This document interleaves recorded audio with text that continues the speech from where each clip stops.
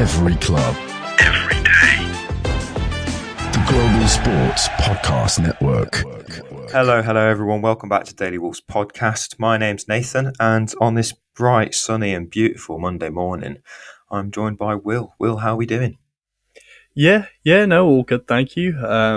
When you say bright, beautiful and sunny, I think that could be, something of a optimistic take on things. It is, and as always, we're trying to start things off on a positive note. And well, happy Monday then. Happy Monday, of course. Exactly. Yeah.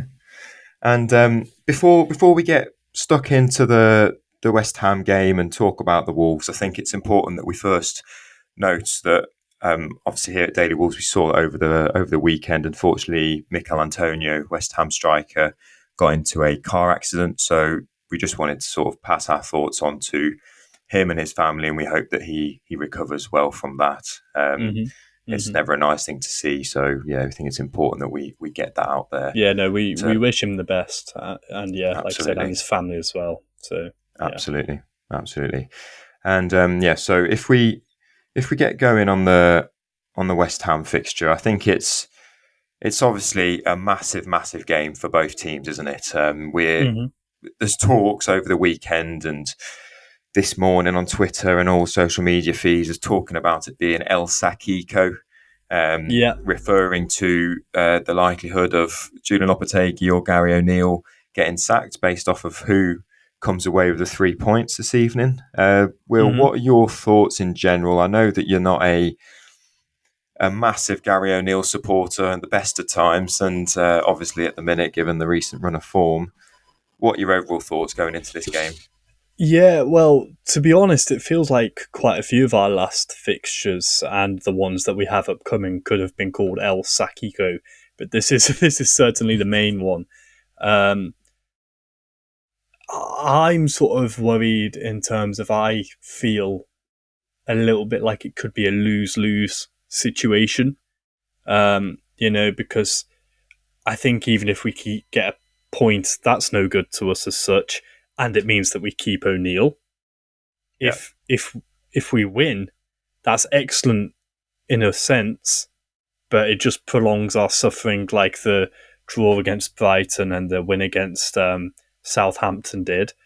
And then if we lose, that surely has to be the end of O'Neill's era at Wolves. Even if there is no one to come in as a straight replacement, it just simply can't continue. But if we do lose, Nathan, I was just looking at the table now, and there are games being played in and around us. Leicester and Ipswich are playing currently with, so that could affect things by the time this recording goes out. But at the time of recording, we're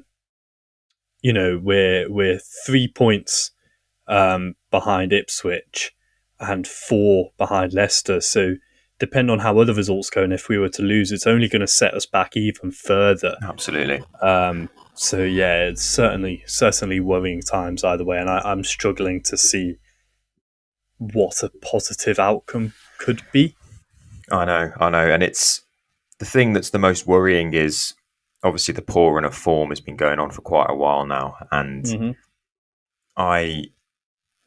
if you as a manager aren't getting, or O'Neill's not getting the sack after conceding 8 goals in 2 games, and also 6 against Chelsea at home, 5 away to Brentford. It's ridiculous. There's so many games where there's been no visible change to our approach, and the same issues are coming up again and again. The fact that we've conceded 13 goals from set pieces this season, that's 5 more than any other team in the division. And the team that's second on that statistic is Southampton, who are rock bottom. I think there's been that many reality checks this season, and there hasn't been any visible changes or positive movements in the right direction for stopping those issues. And we go back to corners and free kicks, and second phases from free kicks and stuff, and there's no apparent shape. There doesn't seem to be this defensive mentality around it all. We referred to I think it was the second Everton goal where there's just 11 players stuck on the 6-yard line, even though we could have pushed out after that first ball is cleared. And there's anecdotes like that have been going on throughout the whole season. So it's really hard to see where the owners and what the board are even thinking with regards to this. Because if you want to bring someone in, you need to give someone the time to have that transfer window. Surely that must be the most immediate thought, is if we want that manager bounce and we want someone to put an imprint on the team and change things to work with. Absolutely. Or else you're appointing someone with, you're just asking them to perform a miracle. Yeah.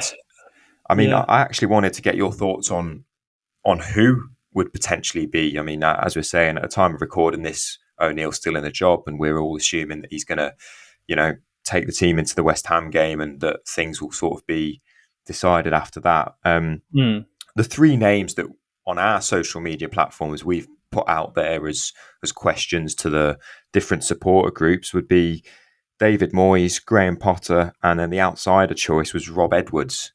Three managers who are currently out of a job. What are your thoughts on those three? No to Rob Edwards straight off the bat, just simply not good enough for what we need, even though he's a Wolves man, and it would be nice. It would just be a like-for-like swap with O'Neill, a promising young English manager who is essentially not good enough to progress high in the Premier League. I don't have a clue why Graham Potter would join us. Albeit I'm not 100% sold on him for the same reasons I just mentioned. Yeah. But I just don't have a clue why he would go from being paid millions and millions and millions to sit at home on his arse whilst his Chelsea contract is paid out. Why he would leave that to work for Jeff Shee, I think, that'd be the biggest mistake of anyone's life.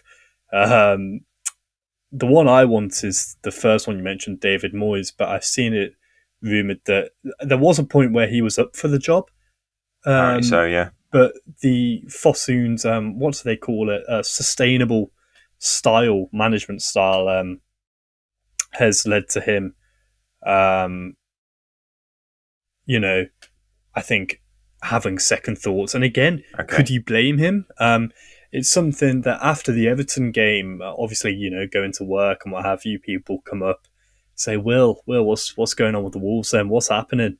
You're ruining my FPL and all that. And you get talking about the managers. And I posed this question to some neutrals, and the one person said Pochettino. I thought, you must be dreaming. But I posed the question to them. I said, why would anyone want to join us right now? Yeah, I don't see it happening.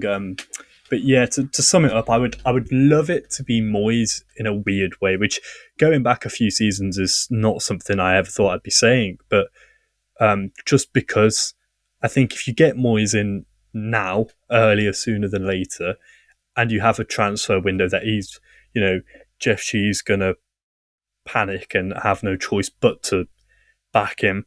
Yeah. Otherwise, we are finished, absolutely finished.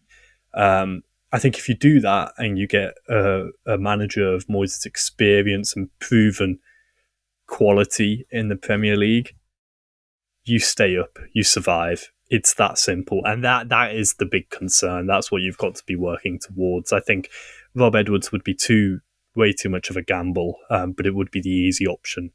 And I think in a way, that's what's most likely, which is unfortunate.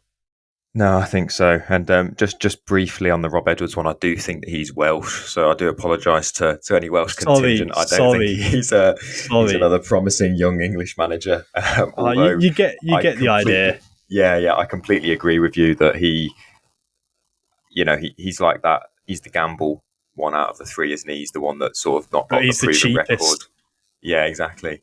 And the thing is we're not too sure who Fosun are looking at with regards to the type of manager they want, because it's really weird, the profiling of the last few with Lopetegui, who's such a big name, who had a massive salary and with him. And, I think it was rumoured that he was, the fourth or fifth most high-paid manager in the Prem when he was at Wolves or something crazy. Yeah, because Jeff panicked. But then you go to Gary O'Neill, who's young and upcoming manager, who you were assuming is only on a fraction of that wage. So it's a bit weird. Contract now, though. So he's not on a fraction. I mean, don't get me wrong, he's still on less, but, Yeah, my thought is that, Lopetegui wasn't fully backed in the transfer window. Now, whether Lopetegui's claims are all correct, we don't know. But Gary O'Neill clearly wasn't backed, or we can only, assume that he wanted to bring in a centre half with some Premier League experience to replace our club captain and best performing one. So, yeah. The thing about the centre half that I feel like we keep forgetting, and I think this is doesn't only lie with doesn't only lie with O'Neill, but also Hobbs himself, who gets away very, very lightly considering this, was, if you remember, the obvious first choice and the saviour of our season, of course, would have been Dara O'Shea from Burnley, I think it was, which is just completely stupid. And it's, I mean, no disrespect, but it's not exactly the answer we were all looking for.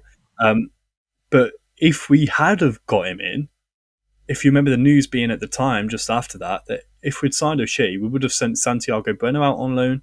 Yeah. So you'd have been just in the same position, which is bonkers, absolutely bonkers. Yeah. And can I just say, just whilst you were talking there, my curiosity led me to Googling Rob Edwards.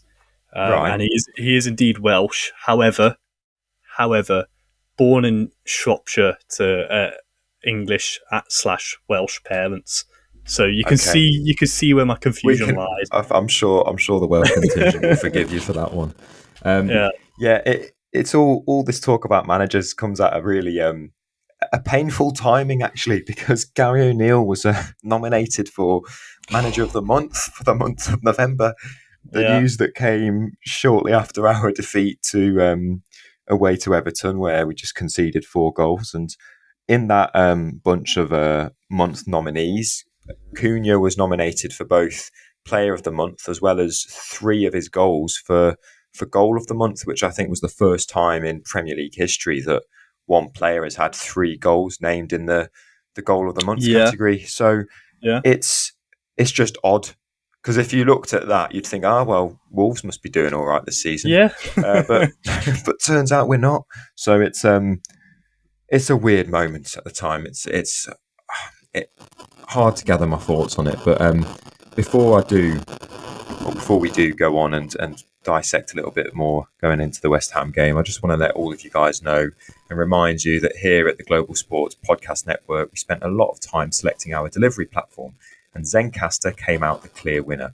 With 4K video recording from your phone and AI editing that automatically removes all those ums and ahs, it's super easy to start a podcast that sounds great and is delivered efficiently. If you're ready to tell your story, check out the link in the show description to learn more. So this West Ham team that we're going away to play at the London Stadium, 8 p.m. tonight, they're off the back of a 3-1 defeat away to Leicester, where I didn't see the whole game. I watched some of the highlights and also, listening to some of what the pundits had to say. Apparently, West Ham overall had a decent enough showing with quite a few attempts on target. How do we, I don't know what to think too much of this West Ham team this season, because they've obviously made some acquisitions in the summer that seem to be smart acquisitions. I think, getting Kilman off of us, who's obviously our club captain, plenty of Prem experience. The striker in Falkirk, Somerville from Leeds, who Leeds fans highly rate.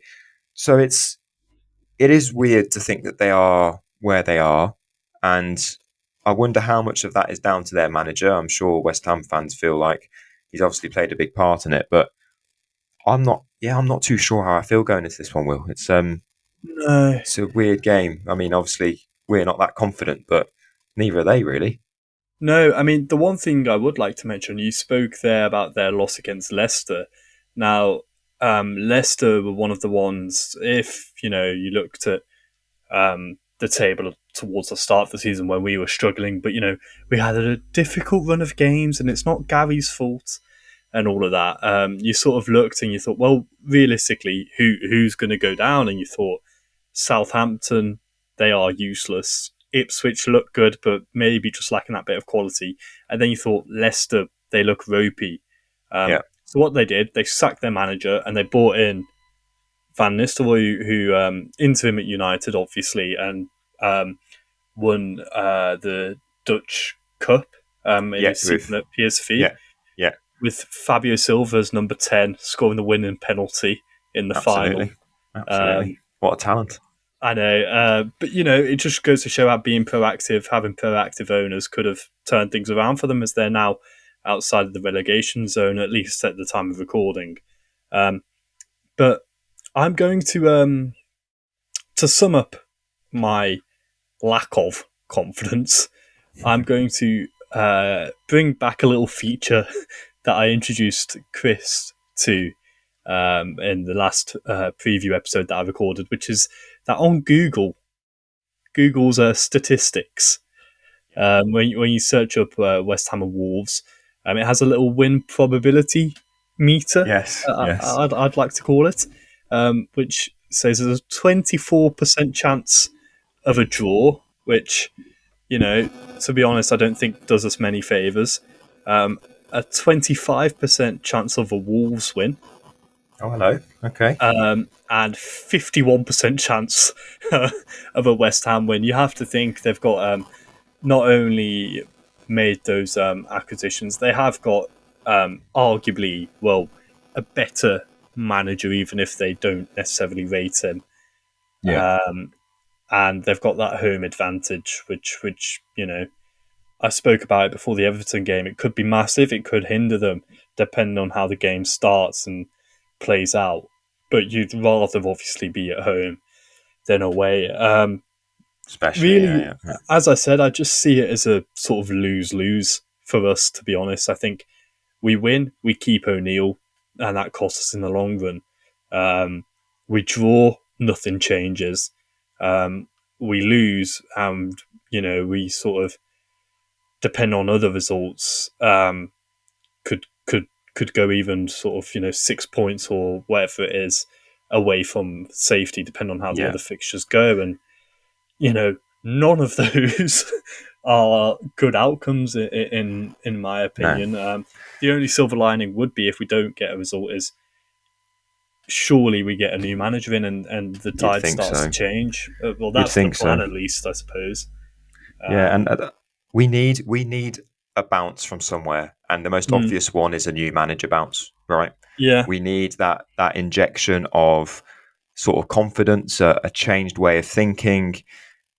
We need something, and we all thought that Cunha's amazing sort of 2-3 performances in that flurry of 4 games unbeaten was that, but clearly it wasn't.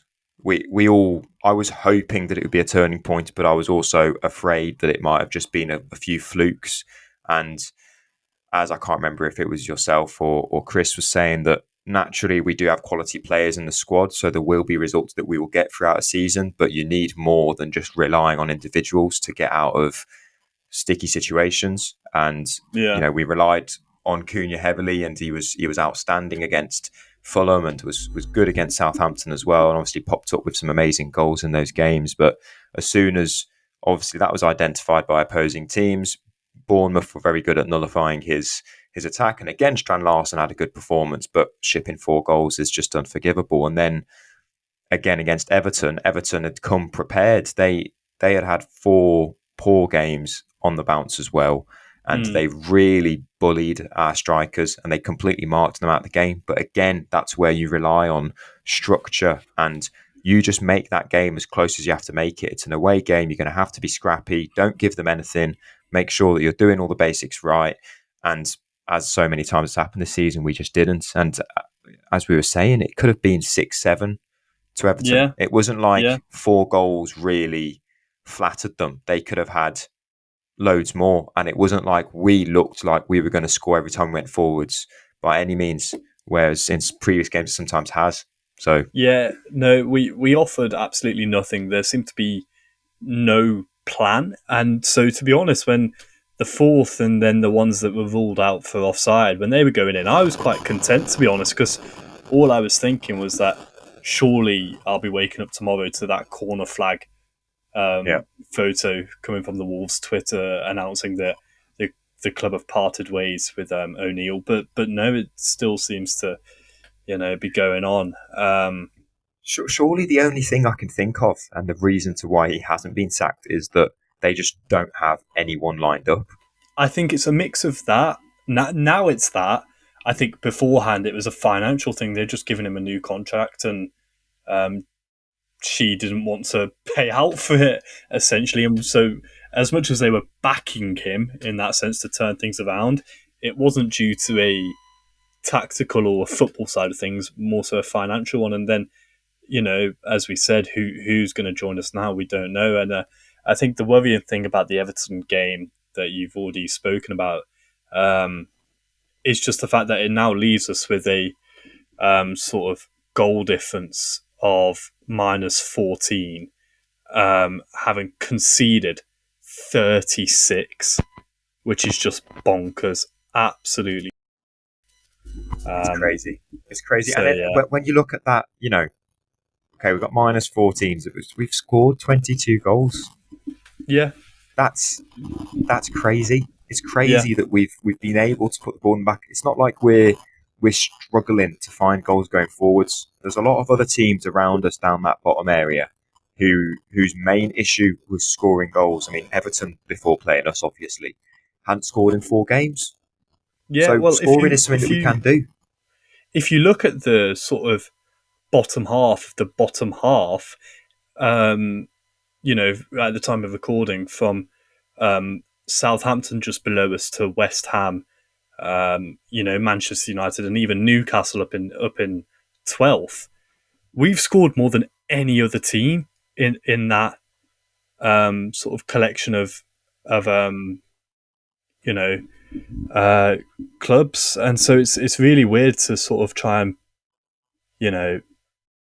figure out why we are just doing so bad defensively. It's just, it's really, really strange. It's super weird. And before we do continue talking about how well, it was a bit depressing, isn't it, really, how many we're conceding? Just a quick reminder to yourself, Will, and to everyone listening, that this podcast is part of the Global Sports Podcast Network, which is the only network bringing you exclusive daily news and views on your Premier League team, the Premier League, women's football and fantasy football. A unique listening experience that puts fans first, bringing you the very latest breaking news from your team. Subscribe wherever you get your podcast and make us your first listen every day. That's the Global Sports Podcast Network. Every club, every day. Every day. Every day indeed. And every day at the moment as a Wolves fan is a difficult one. It's a difficult one. And as you're saying, even when I head into work, it's a constant reminder, because everyone, I mean, we mentioned fancy football there. Everyone had Cunha in their fancy football after his performance against Fulham, and rightfully so. He was outstanding. It was, when we really, really needed it, he pulled out the bag. However, against Bournemouth and Everton, everyone was quite unhappy. And I like how, as football fans, we all tend to sort of, we'll pin those things on individuals who support the club.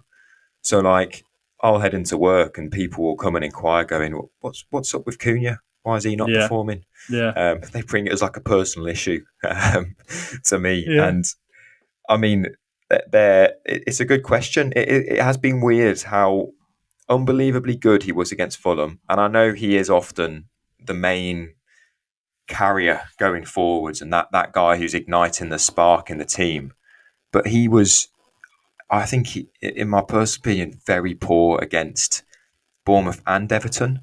As someone who thrives off confidence, coming to get the ball deep and making runs in behind at times, linking up with players around him, I think there was none of that. And it was weird. The game against Bournemouth, it was almost like he was trying too hard, trying to beat an extra man, trying to do a bit too much. And then against Everton, there wasn't even that. So I wonder what's going on. I mean, we mentioned that the atmosphere around the change room must be toxic as it is. But as someone like him who's so positive and passionate emotionally often around the club, it is worrying to see that energy seemed to have dropped off in the previous 2 games at a time when we really need him. Yeah, I think there's 2 moving parts to it, to be honest. I think it's partly tactical with just how good he was. Teams play Wolves, and I mean, I've been guilty of it myself. They say, you stop Cunha, you stop Wolves. That's been the story of this season. And so not only have teams been looking to nullify that, issue is, we've spoken before about O'Neill having no apparent game plan whatsoever. It just, seems completely random how everything from the back line changes each week to the no sort of clear and obvious patterns of play or styles that you see under different managers. The plan appears to have instead been give it to Cunha and hope, you know. And so then it becomes not only a tactical thing but a mental thing. He spoke about, he takes that on as our main man, as our number 10, as our talisman. There's good and bad to that. We've spoken again before about how emotional he is and passionate, which is, brilliant at times, but has worked against him in terms of, trying to take on too much and doing that extra step over instead of just laying it off. And, always trying to pick the more difficult but potentially, in theory, more sort of successful route. But it's, it's difficult. And it's that confidence thing. That is something that I mentioned at the very start of the season when we started to lose the first few, and not just lose, but perform poorly in them as well. It was, I was so worried of seeing what we are now seeing, which is that, the less and less confident your team gets. The heads drop. Yeah. Yeah, and then everything is then even more difficult, and you start to lose badly to teams like Bournemouth and Everton. Yeah. And then when you do play a decent team, it makes that even harder, having lost to ones that you'd like to think on paper you should be beating.